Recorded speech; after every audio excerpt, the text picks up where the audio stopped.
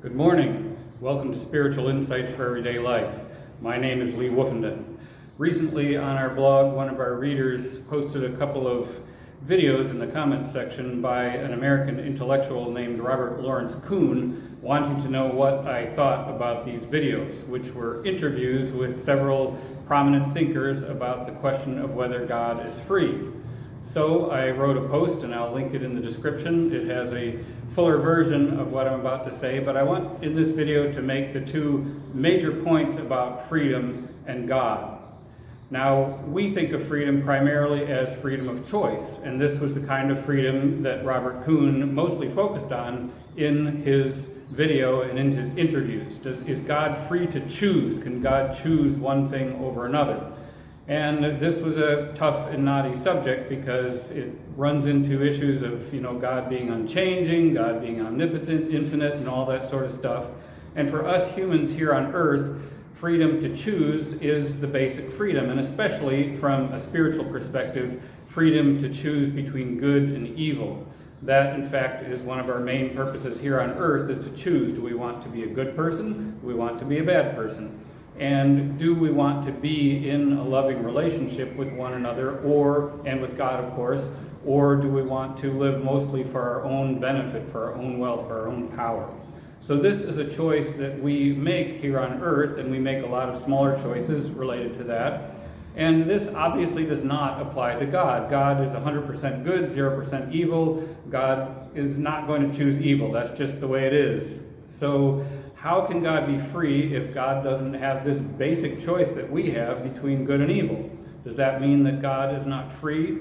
And I would suggest that this is only one kind of freedom, and it's not really the greatest kind of freedom. Of course, we have freedom of choice, especially here on earth. We get to choose who we want to be, what we want our career to be, what sort of person we're going to become, and then we can carry that out. And it's the carrying it out part that's often overlooked when there are discussions of freedom. Because yes, freedom of choice is very important, but an even greater type of freedom is the freedom to live the way we have chosen. If we choose to be, say, a doctor, and we go all the way through medical school, and we get all the training and all the credentials, but then we get out the other side and we're not permitted to practice medicine, what really does it mean that we have freedom of choice? We have freedom of choice perhaps, but we don't have freedom of action. We don't have freedom to live the way we want to live. And this is really a greater kind of freedom than freedom of choice, because freedom of choice is something we make, in a sense, once, but freedom to live the way we have chosen is something that's ongoing. And in fact, in the spiritual world, especially in heaven, this is the primary kind of freedom we have. It's the freedom to live the way we have chosen without any external factors getting in our way or stopping us. Nobody can say, sorry, you can't live that way, I'm not going to let you. In heaven, we're completely free to live the way we want to live, and yet we no longer have that choice between good and evil. And that's a complicated subject that I take up in various posts on the blog, but a short version, if we still had that choice, we could never be secure in the life we have chosen. We'd always have to fear that maybe this life that I love and that I've chosen is going to be taken away from me. So in heaven, we have the greater freedom, which is the freedom to live the way we want to live. And here on earth, our primary freedom is the freedom to choose, and our freedom to live the way we want to live, that is often somewhat limited by external circumstances.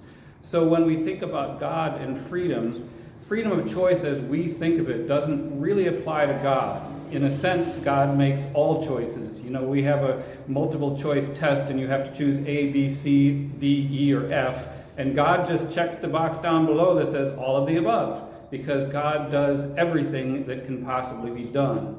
But even greater than that is that God is able to do what God wants to do. And what God wants to do is to create a heaven from humanity. And heaven not just as some theoretical airy-fairy place or state or whatever of worshiping God forever, but heaven as a vast community of people who have all chosen to live in a state of love with one another, mutual love with one another, and mutual love with God. And not just sort of in their heads, but in active living and service toward each other. Active, loving service toward each other. And of course, all the kinds of recreation and learning that we all love to do, that goes on forever in heaven as well. So the freedom that God has is primarily that freedom to do what God wants to do. And what God wants to do is to create this loving community that we call heaven.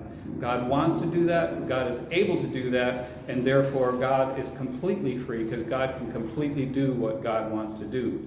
Now there are several more points in the blog post which I'll link in the description, and I invite you to click on that and read. But meanwhile, I hope you found these thoughts helpful, and I wish you Godspeed on your spiritual journey.